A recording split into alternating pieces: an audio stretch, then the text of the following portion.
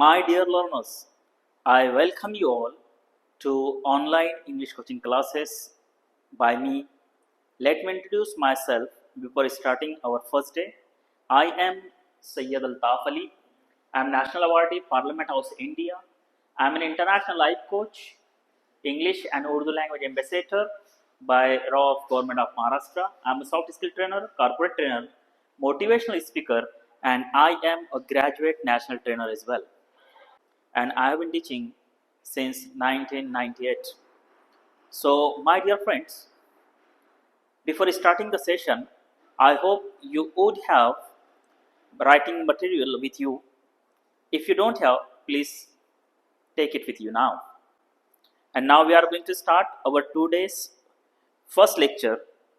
Before you all, let me tell first of all what is English. And we all know that English is a language, not a subject. मैं आपको पहले ही कह चुका हूँ कि English एक language है, कोई सब्जेक्ट नहीं है। और मैं आपको हिंदी में इसलिए समझाऊंगा कि जब आपको समझ में सब कुछ आ जाएगा तो आप उसको इंग्लिश में आसानी से सीख सकते हैं, कन्वर्ट कर सकते हैं और आपको आसानी से इंग्लिश आ सकती है। So English is a language, English is an international language, English is a global language. So what is language? In my previous video or promo video, I have told you language is a means of communication. हम अगर language नहीं होती तो हम communicate नहीं किए होते। Language is a means of communication, means बातचीत का जरिया है। अगर बातचीत करनी हो तो लैंग्वेज की जरूरत पड़ती है। अगर लैंग्वेज ही ना होती तो हम बातचीत ना किए होते। ये जो मीन्स यहाँ पर लिखा है इसका मीनिंग होता है, मीन्स का दैट इज जरिया, सोर्स, और एक मीन जो होता है वो होता है मानी। और इंग्लिश लैंग्वेज में से बहुत से वर्ड आएंगे जिसके डबल मीनिंग होते हैं और दूसरी लैंग्वेजेस में भी डबल मीनिंग वाले शब्द आते हैं, वर्ड्स आते हैं। फॉर एग्जांपल उर्दू में हम कहते हैं कि मेरा कहने का मतलब ये है कि वो अपने मतलब से यहाँ आया है, तो ये मतलब का डबल मीनिंग हो गया। पहले में मीनिंग वाला, मेरे कहने का मतलब ये, यानी मीनिंग ये है, मैं कहना ये चाहता हूँ कि वो अपने मतलब से आया है, यानी अपने काम से आया है।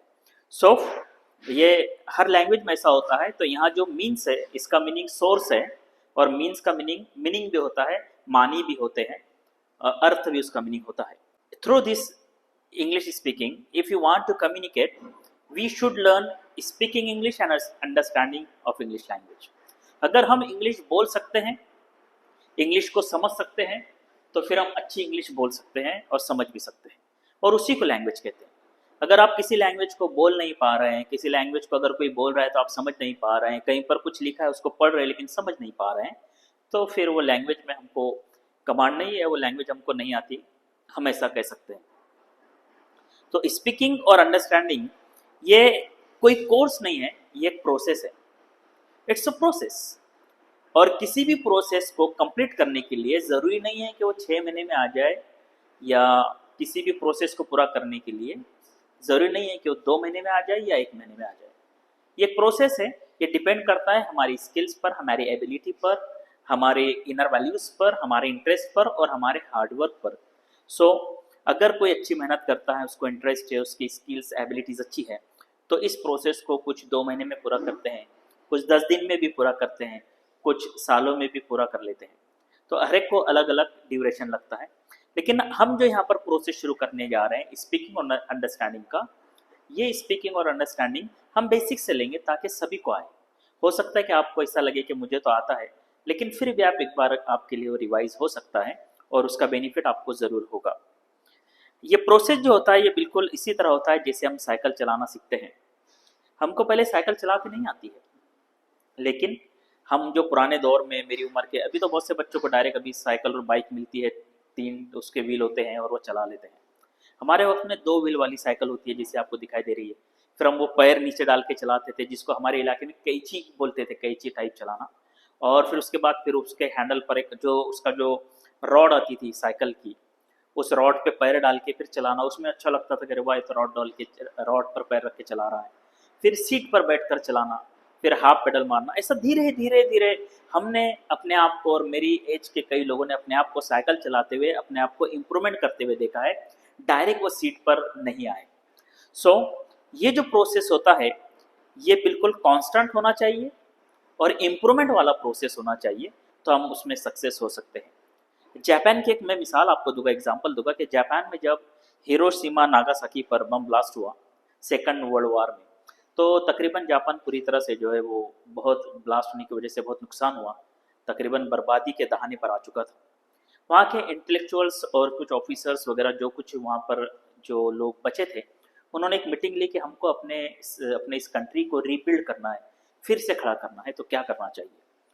तो उनमें से बहुत से ने अलग अलग राय दी और एक जो कॉमन राय बनी उसमें यह तय हुआ कि हमको अपना इम्प्रूवमेंट करना पड़ेगा। कैसा improvement? Constant and never ending improvement. Constant यानी जो एक बार हमें इम्प्रूवमेंट आ जाए तो कायम रहना चाहिए, कांस्टेंट रहना चाहिए, मुसलसल रहना चाहिए, और वो इम्प्रूवमेंट कभी भी रुकना नहीं चाहिए। और इम्प्रूवमेंट के लिए, जितने भी सुधार के लिए हमारे पास जितने भी सोर्सेस आएंगे, जितने भी लोग आएंगे जो हमारी इम्प्रूवमेंट की बात करेंगे, तो हम उसको अपने आप को वो एक्सेप्ट करेंगे और सुधारते रहेंगे। तो constant and never ending improvement एक ऐसा फार्मूला है जो हमारे प्रोसेस को और मजबूत बनाता है, चाहे वो किसी भी लैंग्वेज को लेकर हो, किसी भी सब्जेक्ट को लेकर हो, या किसी भी फील्ड में हो। अगर हम इसको लेकर चलते हैं तो हम तरक्की करते हैं। इसी तरह एक व्यक्ति हमारे इधर के इलाके से जो है वो जापान चला गया, रात के 2 बज रहे थे, उसको होटल जाना था, एयरपोर्ट से बाहर आया और कार में बैठ गया। कार में बैठने के बाद उसने, जब वो कार चल रही थी तो उसने देखा कि रात के 2 बजे हैं, अंधेरा है, और सिग्नल आया और ड्राइवर ने कार रोक दी। पीछे बैठे व्यक्ति ने कहा कि आपने कार क्यों रोकी? तो उसने कहा कि सर सिग्नल जो है वो रेड है, जब तक ग्रीन नहीं होगा हम आगे नहीं जा सकते। तो इस व्यक्ति ने कहा कि अभी कौन देख रहा है रात में, यहाँ तो ना पुलिस है और ना ही यहाँ पर इतना ट्रैफिक है, कोई तो नहीं देख रहा है, फिर इसमें आप रुके क्यों है, चलो वैसे ही चलने दो, कोई प्रॉब्लम नहीं, तोड़ दो सिग्नल को। उस ड्राइवर ने कहा जापान के कि सर हमारी ज़िंदगी का एक मकसद है पूरे जापानीज का कि हम constant and never ending improvement पर यकीन रखते हैं। अब मुझे पता चल चुका है कि रेड सिग्नल हो तो गाड़ी आगे नहीं जानी चाहिए, ये हमने इम्प्रूवमेंट हमारे अंदर लाया है और ये कांस्टेंट रहेगा।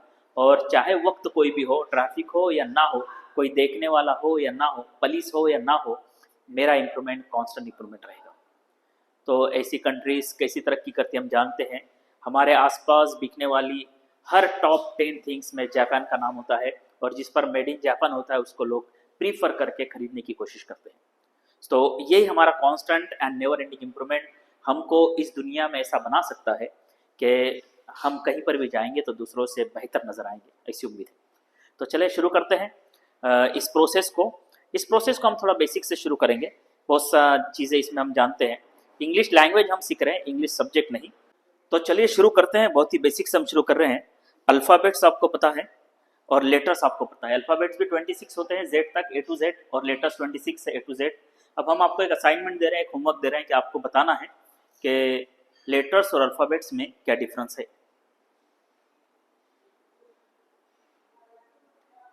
ये होमवर्क में बताइएगा। इसके बाद होते हैं vowels. There are 5 vowels in English language, हम सभी जानते हैं, A, E, I, O and U। 5 vowels होते हैं, और ये 26 में से 5 माइनस कर दें तो फिर कॉन्सोनेंट्स होते हैं, जिसमें A छोड़कर B, B छोड़कर C, C छोड़कर D, इस तरह से H, G, H ऐसा Z तक 21 जो है ये कॉन्सोनेंट्स होते हैं। लेकिन हाँ, इन कॉन्सोनेंट में कुछ और छुपा है जो सेमी वॉवेल्स में आते हैं, वो है W, H and Y। 3 semi vowels होते हैं, और इस तरह से सेमी वॉवेल्स वॉवेल भी कहलाते हैं और सेमी वॉवेल्स भी कहलाते हैं। चूँकि ये वॉवेल्स में भी इनका शुमार होता है, कभी वॉवेल्स का रोल भी प्ले करते हैं, और ये सेमी वॉवेल्स 3 होते हैं, W, H एंड Y। सो आप इसको नोट डाउन कीजिए, फिर हम आगे बढ़ते हैं।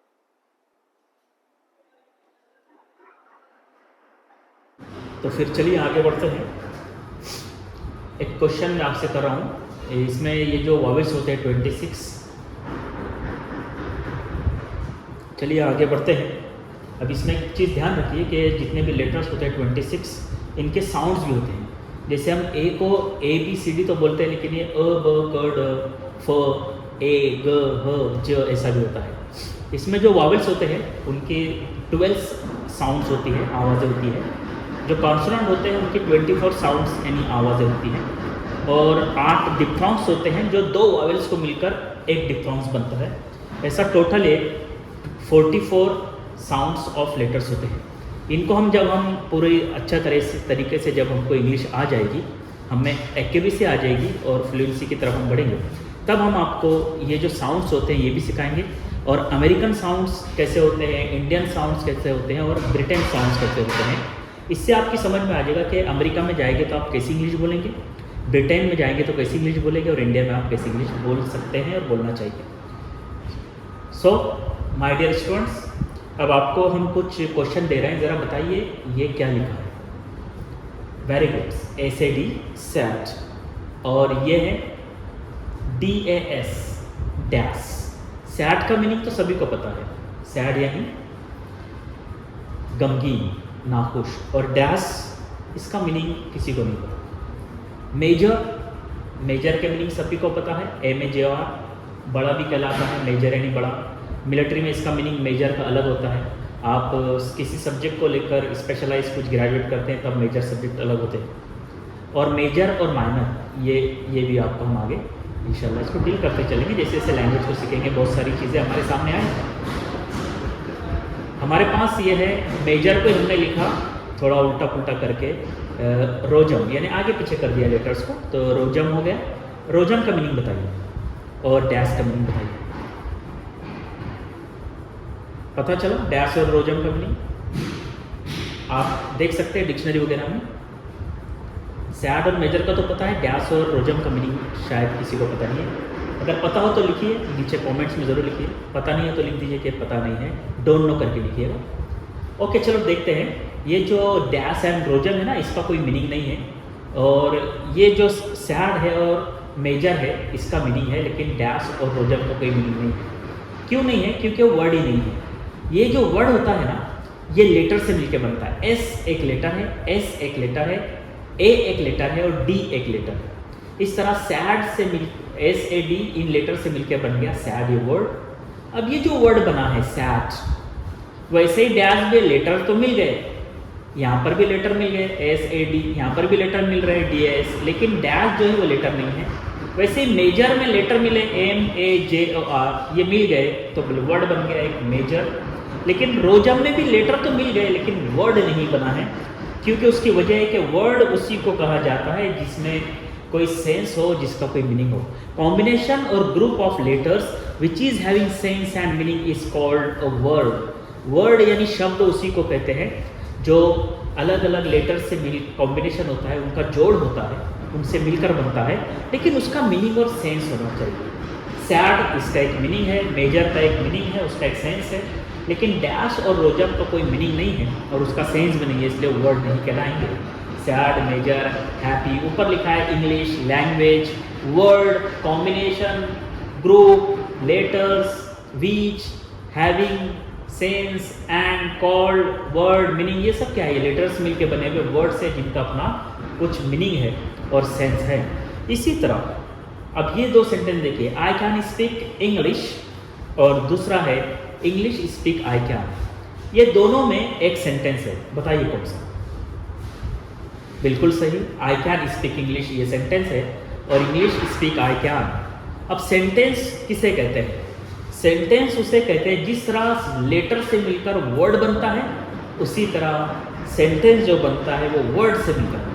पहला वर्ड कॉम्बिनेशन, दूसरा वर्ड ऑफ, तीसरा वर्ड वर्ड्स, इस तरह से पूरा सेंटेंस बन रहा है। Combination of words which is having sense and meaning is called a sentence. अब आप देख रहे हैं ऊपर कि जो इंग्लिश स्पीक आई कैन, ये भी एक कॉम्बिनेशन है वर्ड्स का, ये भी वर्ड्स मिले हुए हैं। इंग्लिश एक वर्ड है, स्पीक एक वर्ड है, आई और कैन, लेकिन इसका मीनिंग और सेंस सही नहीं निकल रहा है, इसका मीनिंग सही नहीं आ रहा है।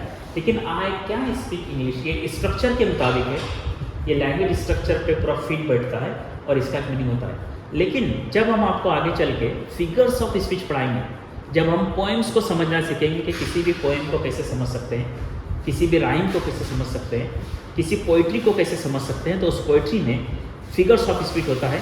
उस कंडीशन में इंग्लिश स्पीक आई कैन ये करेक्ट होता है as a line of a poetry, but as a sentence ये करेक्ट नहीं माना जाता है, क्योंकि वर्ड्स तो मिले हुए लेकिन उसका मीनिंग नहीं सही निकल नहीं पा रहा है। So combination of words which is having sense and meaning is called a sentence.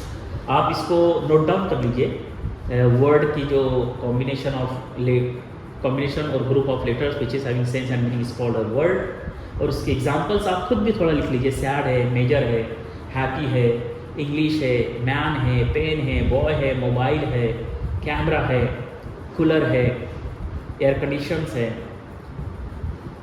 Handset है, लैपटॉप है, रिमोट है, कंट्रोल है। ये सब जो है आप इसको लिख सकते हैं। ऐसे कई मिसालें आप वर्ड्स लिख सकते हैं। अब अलग अलग वर्ड्स मिला के सेंटेंस बनाइए।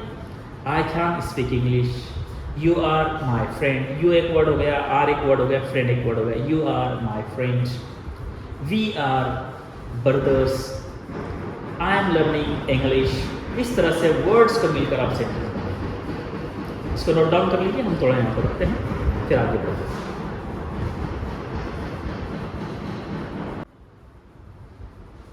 Okay, thank you very much. चलिए अब देखते हैं जो टाइप्स ऑफ सेंटेंसेस कितने होते हैं। अभी हमने सेंटेंस देखा, अब सेंटेंस की टाइप देखते हैं। काइंड्स ऑफ सेंटेंसेस जिसको कहा जाता है। काइंड्स मीन्स टाइप्स, और एक काइंड होता है उसका मीनिंग होता है, काइंड का मीनिंग रहमदिल, दयावान जिसको कहते हैं। और काइंड्स का मीनिंग होता है किसमें, टाइप्स। इसी तरह फिजिक्स का मीनिंग होता है जिस्म, बॉडी, और फिजिक्स का मीनिंग होता है जो साइंस हम सीखते हैं, फिजिक्स, दैट इज फिजिक्स। इसी तरह वर्ड जो है अभी हमने देखा, मीन यानी मानी और मीन्स यानी सोर्स, सो ऐसा इंग्लिश में होता है। आगे और देखते चलेंगे। तो काइंड्स ऑफ सेंटेंसेस में पहला है असर्टिव सेंटेंस। ये सादा और बयानिया जुमले होते हैं, सादे वाक्य होते हैं। जैसा भी मैं आपसे बोल रहा हूँ, ये सादे और सिंपल सेंटेंसेस है, इसको सिंपल सेंटेंस भी कहते हैं, असर्टिव सेंटेंस होता है। दूसरा होता है एक्सक्लेमेटरी सेंटेंसेस, जिसमें साइन ऑफ एक्सक्लेमेशन लगता है और इसमें ताज्जुब हम लोग करते हैं, हैरत अंगेज सेंटेंस इसको कहा जाता है। तीसरा होता है इम्परेटिव सेंटेंसेस, जिसमें हम ऑर्डर देते हैं या रिक्वेस्ट करते हैं, तो इम्परेटिव टाइप के सेंटेंस होते हैं। और चौथा होता है इंट्रोगेटिव सेंटेंसेस। ये सिलेबस में 4 type of sentences, 4 types of sentences दी गई है, जो 12th और ग्रेजुएशन में आप पढ़ते हैं, ये 4 टाइप की। लेकिन इसके अलावा भी कुछ सेंटेंस होते हैं जिनको हम सिलेबस में नहीं पढ़ते हैं, लेकिन हमारी लाइफ में, हमारे रूटीन लाइफ में हम उसको यूज़ करते हैं। जिससे ऑब्जेक्टिव सेंटेंस होता है, जिसको दुआइया सेंटेंस कहते हैं, जिसमें हम दुआ देते हैं, आशीर्वाद वगैरह देते हैं, इसको हम ऑब्जेक्टिव सेंटेंस कहते हैं, दुआ देने वाले सेंटेंस। उसी तरह एक होता है कर्स सेंटेंस, कुछ लोग बद्दुआ देते हैं तो उसको कर्स सेंटेंस कहते हैं। कुछ लोग गालियाँ भी देते हैं अपने सेंटेंस, गाली गलौज वाले अब्यूजिव सेंटेंसेस जिसको कहते हैं, या अब्यूजिव लैंग्वेज भी कहा जाता है।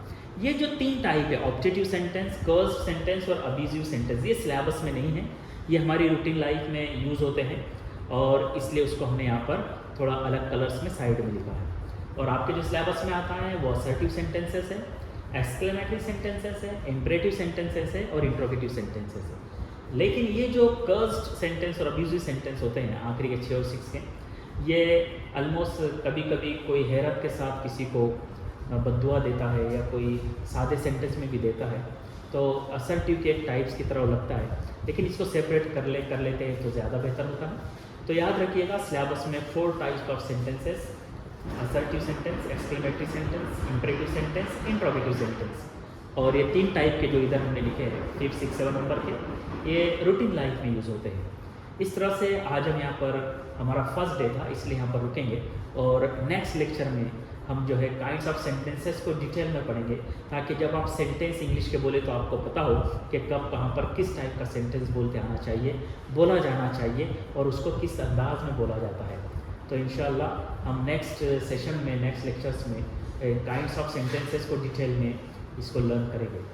सो ये सब आप लिख लीजिए, और आप अपने कमेंट्स में ज़रूर बताइए कि ये आज का फर्स्ट लेक्चर आपको कैसा लगा है, और इसमें क्या इंप्रूवमेंट होने चाहिए, वो अपने सुझाव आप ज़रूर दें, ताकि हमने पहले ही देखा है कि constant and never ending improvement हम सभी को करते रहना चाहिए। So thank you very much, all the best.